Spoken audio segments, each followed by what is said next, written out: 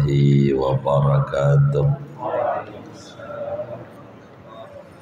Bismillahirrahmanirrahim. Alhamdulillahi rabbil alamin. Wassalatu wassalamu ala sayyidina Muhammadin wa ala alihi wa sahbihi ajma'in. Allahumma inna nastahdika li arsyadi amrina wa zidna ilman yanfa'una. Qala al-imamul muallif rahimahullahu ta'ala wa nafa'ana bihi wa bi barakati ulumi wa ghafara lahu wa li masyaikhihi wa li masyaikhina amin. Jamaah sekalian yang mulia, kajian kita masih berbicara bab hadis-hadis yang menerangkan tentang pentingnya sabar menghadapi musibah dan bagaimana seorang muslim kalau terkena musibah apa yang harus diucapkan. Bilalah muslim mendapatkan musibah, baik musibah pada diri, keluarga, harta benda atau hal lainnya, maka muslim itu diajarkan oleh agama untuk mengucapkan inna lillah wa inna ilaihi raji'un. Maukah itu sendal putus, maukah lampu mati atau hal lain, itu kita diajarkan untuk kita istirja, yakni mengucap inna lillah wa inna ilaihi raji'un. Perlu diketahui oleh kita bersama seperti hadis yang diriwayatkan dari Sayyidina Sa'id bin Jubair, bahwa di dalam kita punya agama ini memiliki keistimewaan tersendiri. Jadi Islam itu ada dua, ada namanya Islam umum, ada namanya Islam khusus atau spesial. Islam ada namanya Islam am, ada namanya Islam khas, Islam standar dan Islam istimewa. Islam yang umum bila mana seorang anak manusia berikrar tentang adanya Allah, bertauhid dan mematuhi kepada Allah terlepas dari sebuah kesyirikan.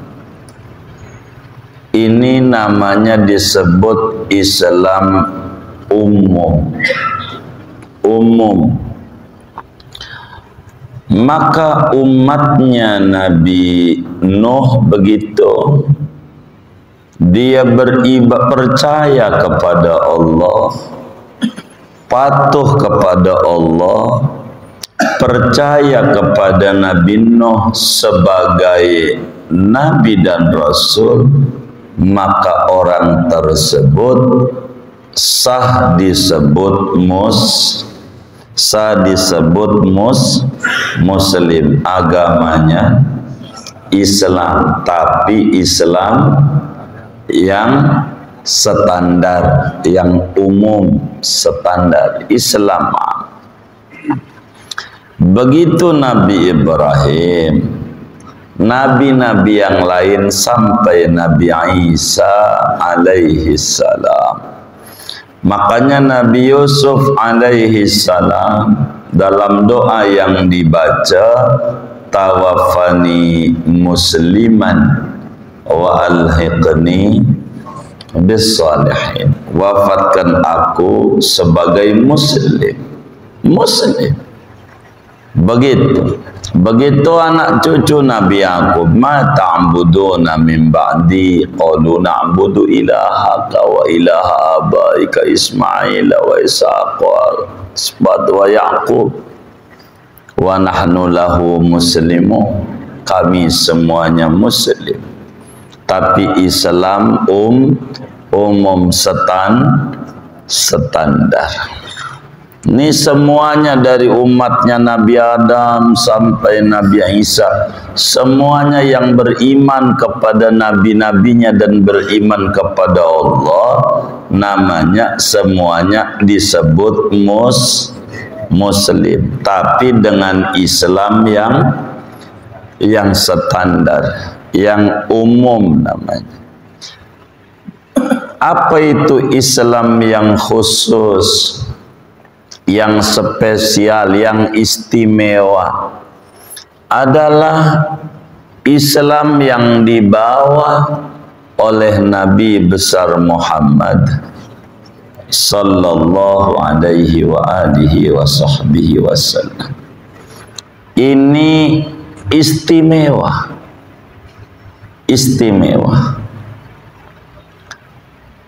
lebih dari standar.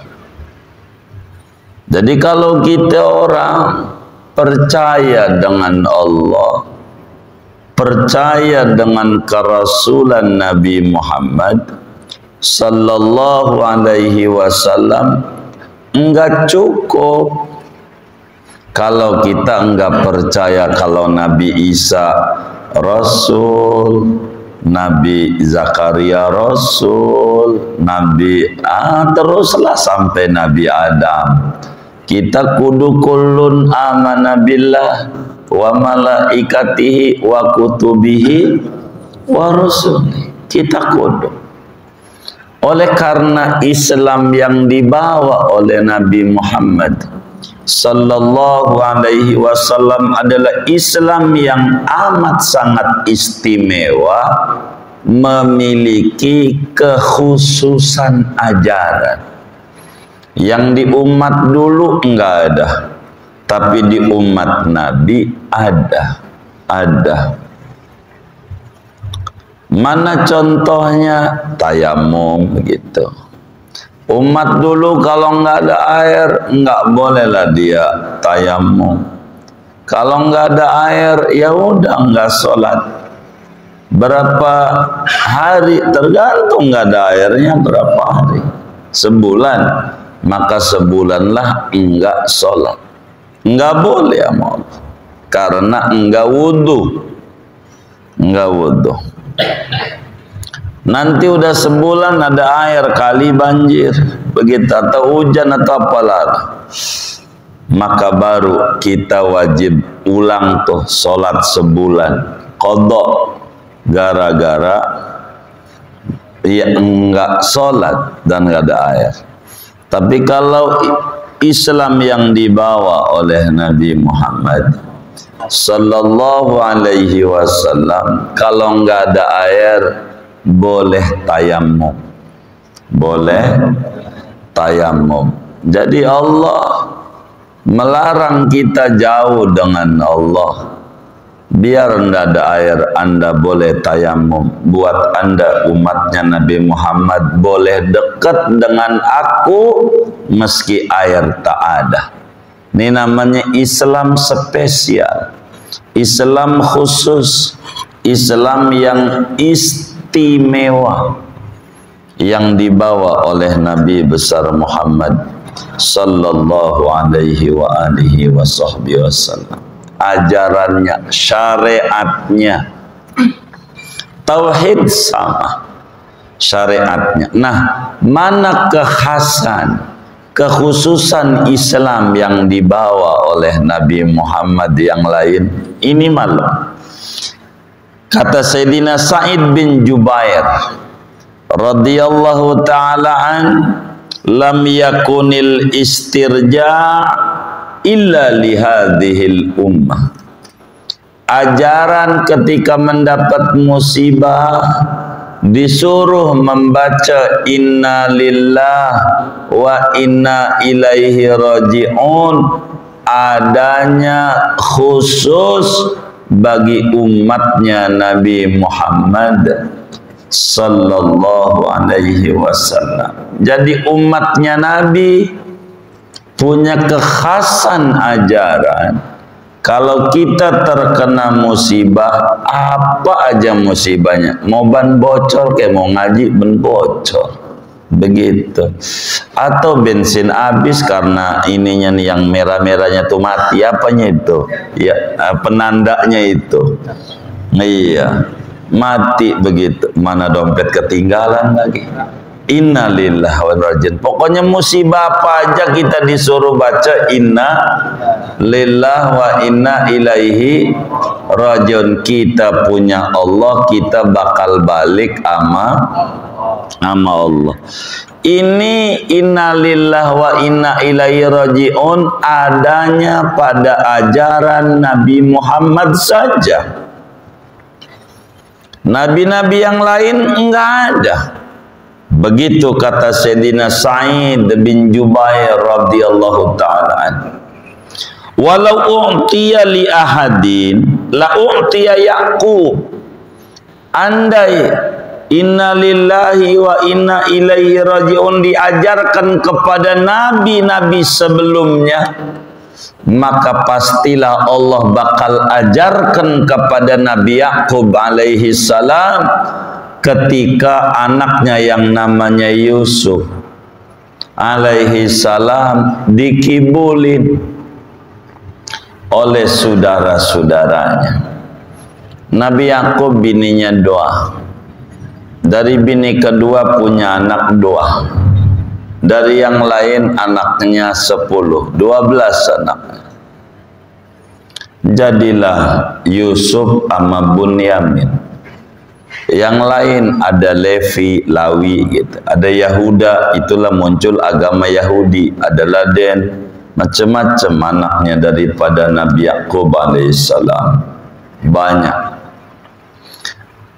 Nah, karena Nabi Ya'qub ini cintanya kepada Nabi Yusuf berlebihan. Cinta kepada anak dibanding anak yang lain kentara.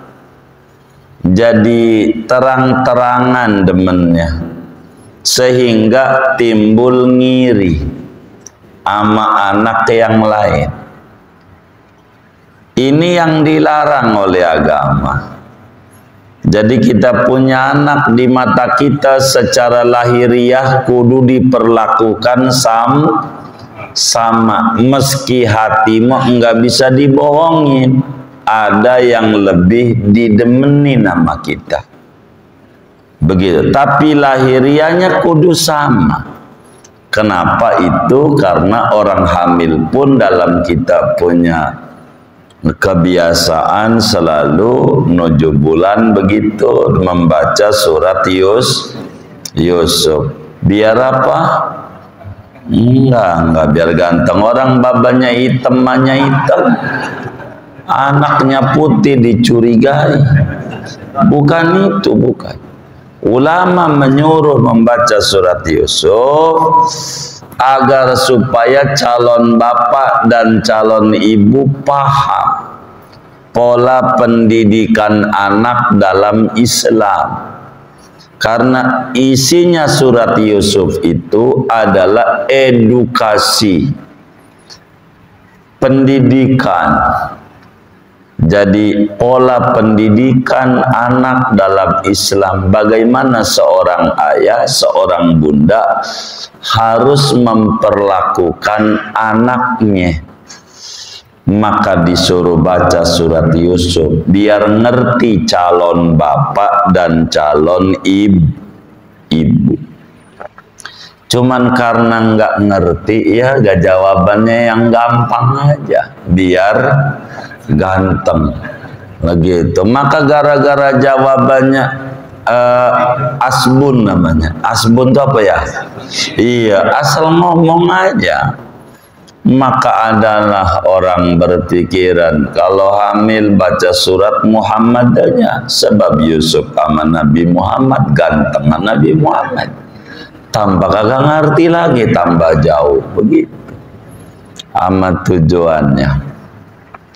Singkatnya, akhirnya saudara-saudaranya seperti Yahuda, Lawi itu kemudian bilang kepada Nabi Yakub, saya pengen ngajak main sama adik ini nih Yusuf. Kata Nabi Yakub, di mana? Oh no, di kebun.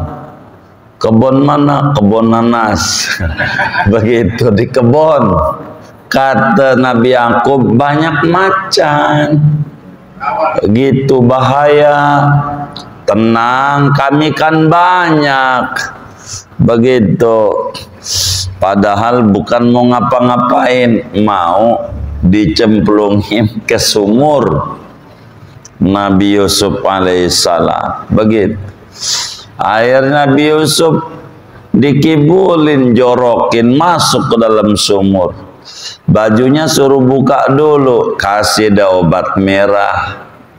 Begitu, dikatakan darah dimakan macan, dilihat bajunya robek, kagak begitu. Tapi emang merah. Ya habis bagaimana? Dia bilang, Yusuf dimakan macan, Pak. Begitu. Apa saya bilang? Jangan jauh-jauh mainnya. Ya terus kami udah berupaya bagaimana? Begitu. Apa yang dilakukan ketika dikabarin Nabi Yakub alaihi salam bahwa anaknya dimakan macan? Nabi Yakub di dalam surat Yusuf itu pada ayat 84 beliau baca, ya asafa ala Yusuf. Aduh, sedihnya aku. Begitu. Atas kehilangan Nabi Yusuf, anak yang saya cintai.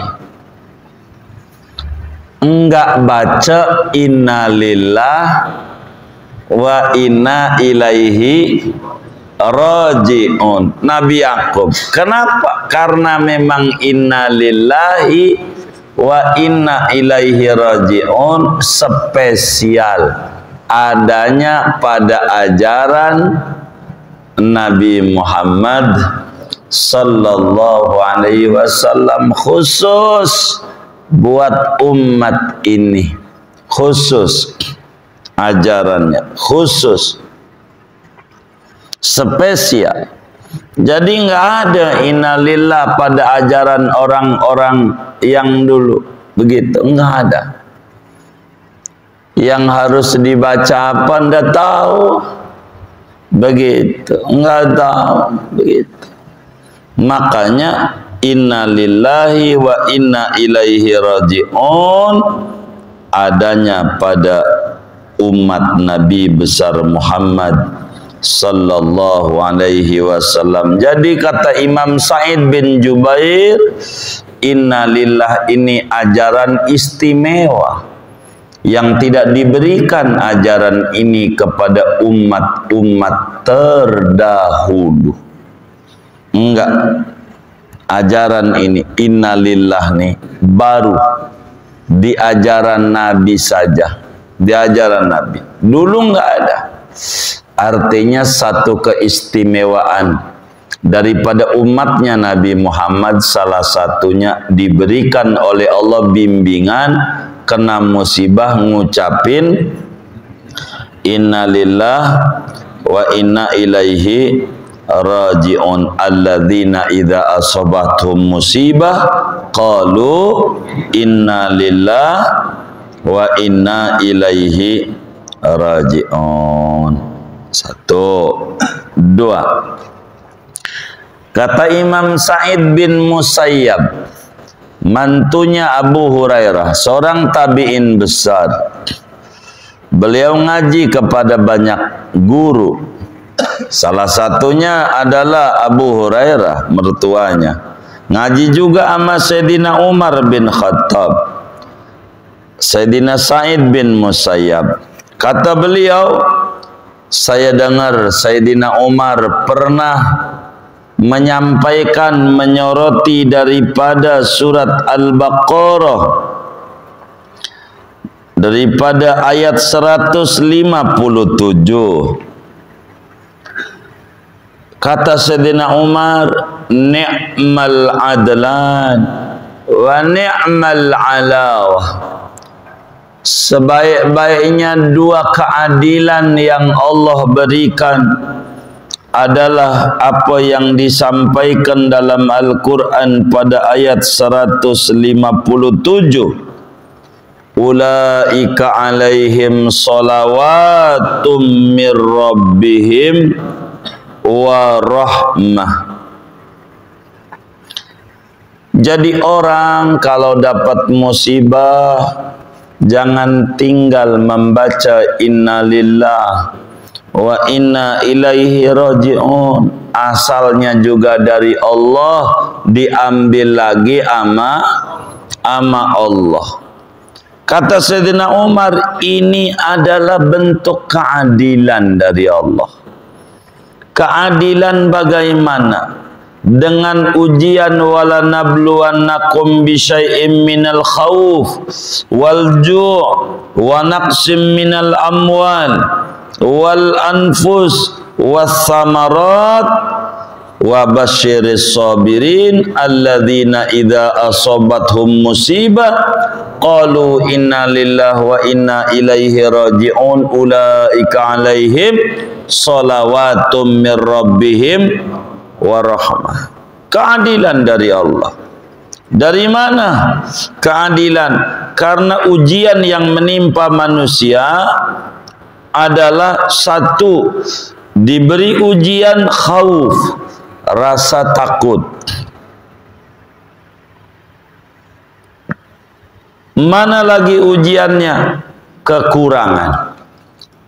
Ketakutan dan kekurangan ini dibalas oleh Allah dengan sholawatun min rabbihim dan warahmah.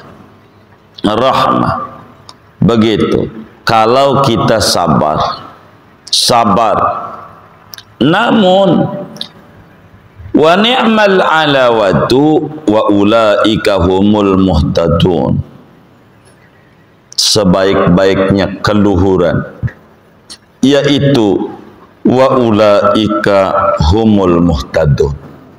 Jadi kalau kita sabar saudara, diberikan solawat oleh Allah, diberikan rahmat besar oleh Allah, dan diberikan hidayah oleh Allah kalau kita sabar menghadapi daripada musibah yang menimpa kepada kita.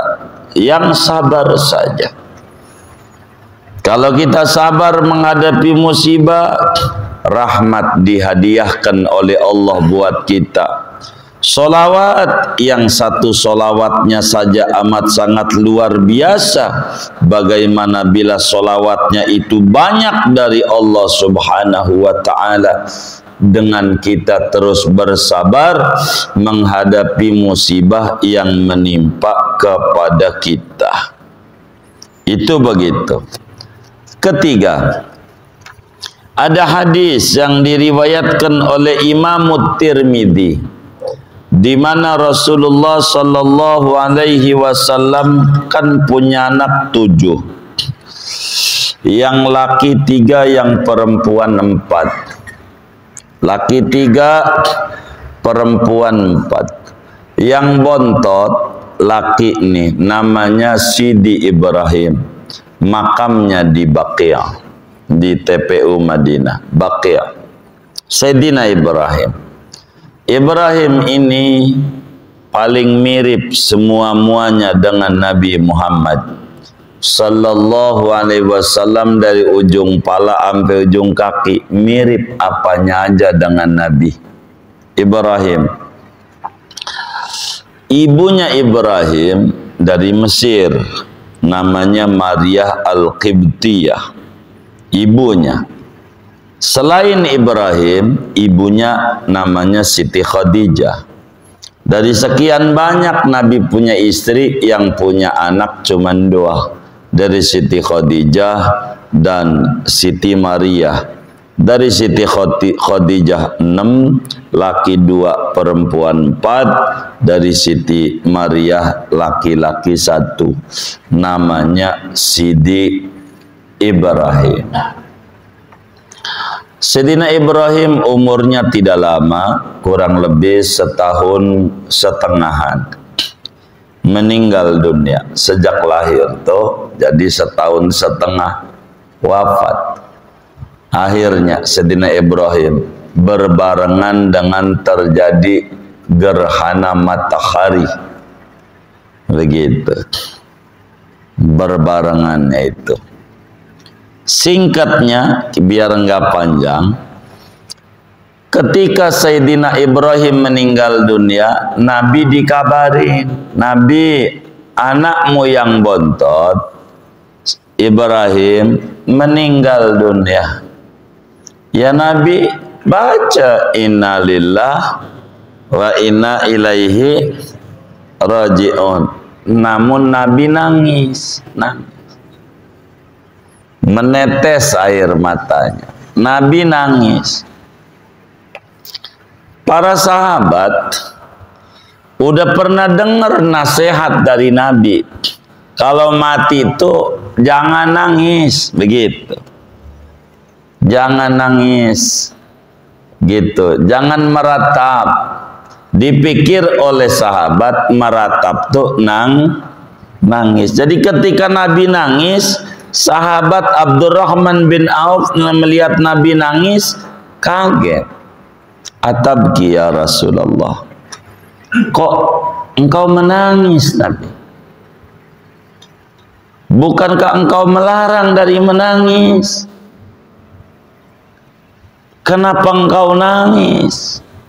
Kan engkau menyuruh kalau dapat musibah suruh ikhlas, begitu. Kenapa engkau menangis? Kata Nabi, bukan netes air mata, bukan. Yang dilarang itu meratap. Meratap itu ibarat kita bapaknya mati, duh nanti siapa yang ngasih makan? Siapa yang bayarin kita kuliah? Kita sekolah, itu namanya meratap. Kayak nggak ada Allah, begitu, nggak boleh. Adapun nangis orang meninggal biasa. Bahkan ada yang nangisnya wajib. Kalau dia nggak bisa nangis, kasih bawang merah. Biar apa? Iya, biar netes. Ada kalanya wajib. Yang bagaimana istri lakinya mati, biar dia kuat, jangan nangis aja. Nggak bisa nangis, kasih bawang aja. Iya, sebab kalau dia nyengir-nyengir, dicurigain. Bener nggak? Sama keluarganya si laki. Jangan-jangan yang ngeracunin dia tuh, begitu. Jadi nangis tuh begitu. Penting ada kalanya. Ketika Rasulullah sallallahu alaihi wasallam nangis, sahabat bertanya. Jadi sahabat itu amar ma'ruf nahi mungkar itu luar biasa. Nabi itu sholat asar, setelah asar melarang, tidak ada sholata ba'dal asri hatta taghruba. Tidak ada sholat sunat sesudah sholat asar sampai maghrib. Tapi Nabi habis dari masjid pulang ke rumah, Ummu Salamah sholat sunnah. Habis sholat asar ditegur sahabat, Nabi kan kau larang sholat sunnah ba'da sholat asar. Karena Nabi lagi sholat terus saja. Udah salam Nabi bilang, Ummu Salamah, ini bukan ba'diyah asar, qadha ba'diyah duhur. Tadi itu duhur ada tamu, enggak pulang-pulang, ampe ana lupa belum ba'diyah zuhur. Pas habis sholat asar di jalanan ingat belum ba'diyah zuhur, ini kodok ba'diyah zuhur. Boleh yang nggak boleh ba'diyah sunnah mutlak, kalau kodok boleh. Begitu.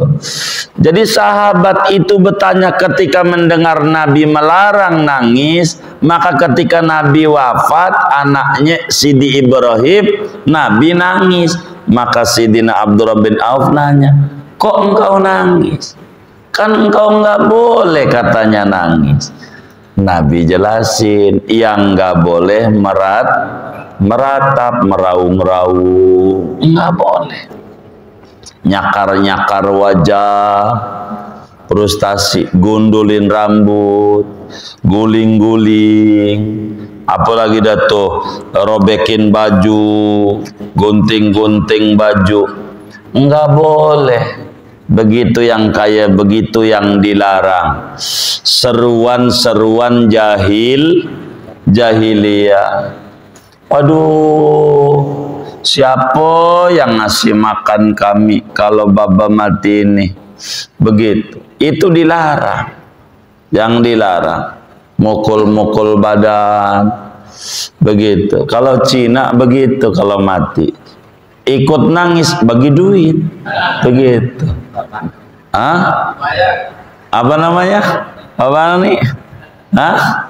Itu begitu. Dibayar ya. Kasih duit. Kayak begitu Cina, kayak begitu. Upah nangis, begitu. Upah nangis, kasih. Nah, ketika Rasulullah itu menangis, Nabi jelasin, ini air mata, namanya air mata rahmah, air mata kasih sayang, yang diletakkan oleh Allah di hati orang-orang yang punya kasih sayang. Karena kita ini sayang sama anak. Dengan berpisah sama anak meninggal dunia, secara manusiawi menangis itu wajar. Manusia nangis. Begitu, boleh-boleh orang Nabi aja menangis dengan wafatnya Sidi Ibrahim. Enggak apa-apa kalau netes air mata tuh. Yang enggak boleh tuh ampe frustasi. Kalau sekadar nangis mah sedih ditinggal orang yang tersayang, menangis biasa manusiawi. Justru ini menjadi teladan dalam agama. Kata Nabi, ini rahmah namanya. Rahmah yang ditaruh oleh Allah dalam hati hamba-hambanya yang sayang. Sampai Nabi bilang, man la yarham la yurham. Yang tidak punya rasa sayang nanti ketika dia mati, enggak ada yang sayang. Nabi sampaikan pada akhirnya kepada Sayyidina Abdurrahman bin Auf, Abdurrahman, al-qalbu yahzan, hati berduka, sedih hati, wal ainu tadma, mata menetes, maka tetesan air mata ini gambaran hati sedih. Yang penting mulut kita jangan ngomong yang dilarang oleh Allah. Makan dari mana dengan bapak mati? Tuh ngomong begitu tuh salah. Begitu. Robek-robek baju salah. Begitu. Cakar-cakar wajah salah. Frustasi dengan kematian, itulah yang dilarang, namanya meratap. Adapun kesedihan itu adalah wajar dan biasa sebagai manusia yang memiliki cinta kasih. Dengan anak meninggal menangis enggak apa-apa, boleh.